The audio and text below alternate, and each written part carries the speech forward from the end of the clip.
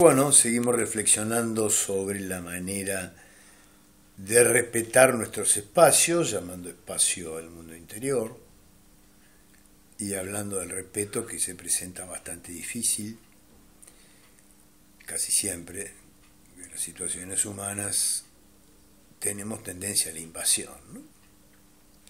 Y eso altera el equilibrio, causa molestias, y habíamos estado viendo los tres roles del triángulo de Karpman.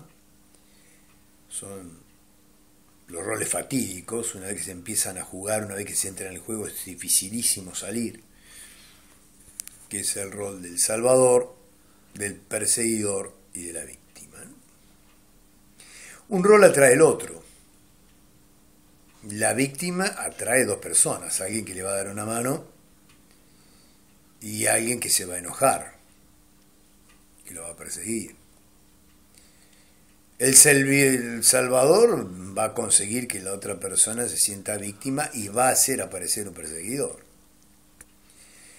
Y el perseguidor va a hacer aparecer una víctima y entonces inmediatamente va a aparecer un salvador. Estos son, digamos, roles sobreactuados que originan situaciones desequilibradas y que operan sobre tendencias que tenemos. Entonces la tendencia hay que moderarla. Conviene preguntarnos, examinar en nuestro interior las tendencias que tenemos, si son tendencias perfeccionistas que llevan a condenar a los demás.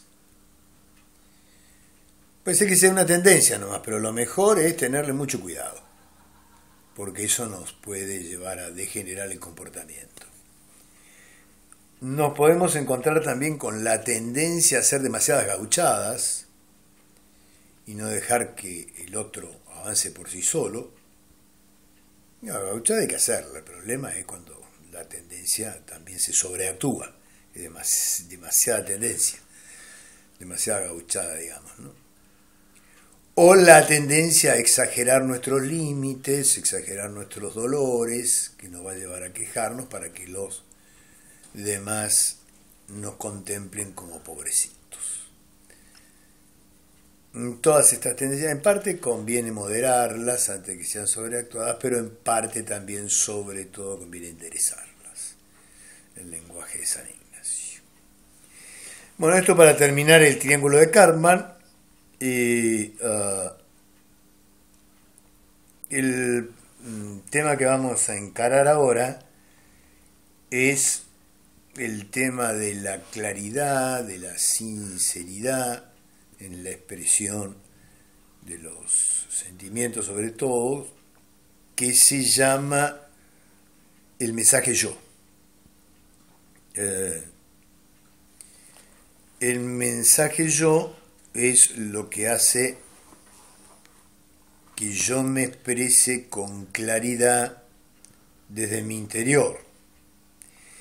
Es bastante difícil el mensaje yo porque en general en el ambiente estamos acostumbrados no a hablar de lo que yo siento, de lo que yo pienso, de lo que yo quiero, de lo que yo me hago cargo, sino que estamos acostumbrados a hablar en general.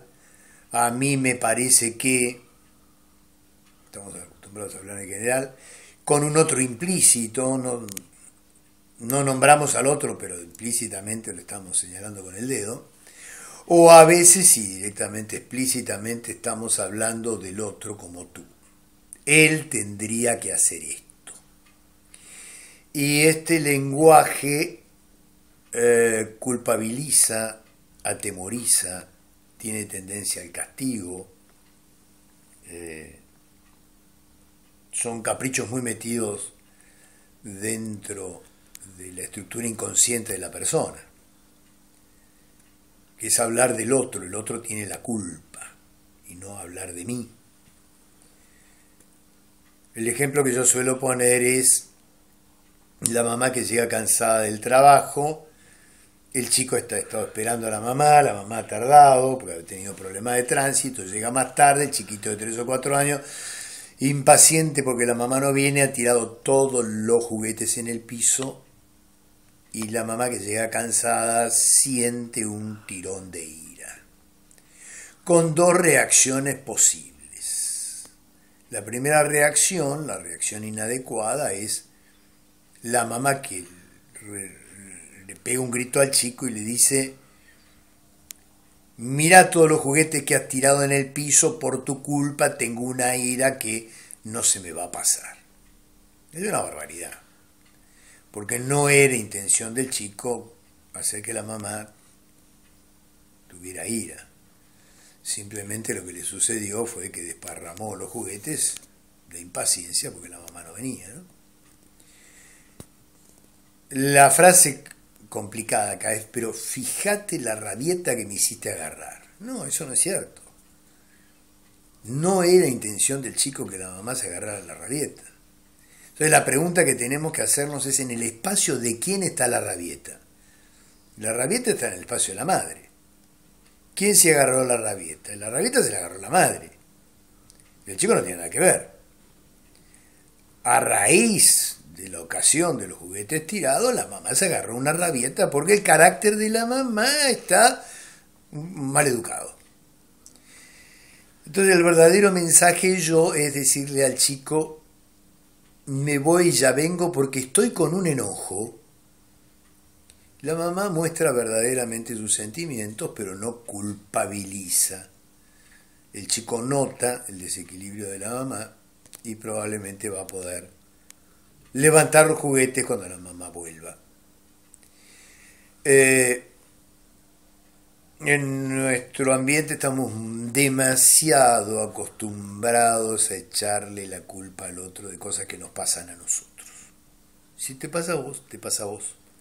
No porque el otro quiso, sino que esa es una reacción tuya, y entonces conviene que nos hagamos cargo de nuestras propias reacciones.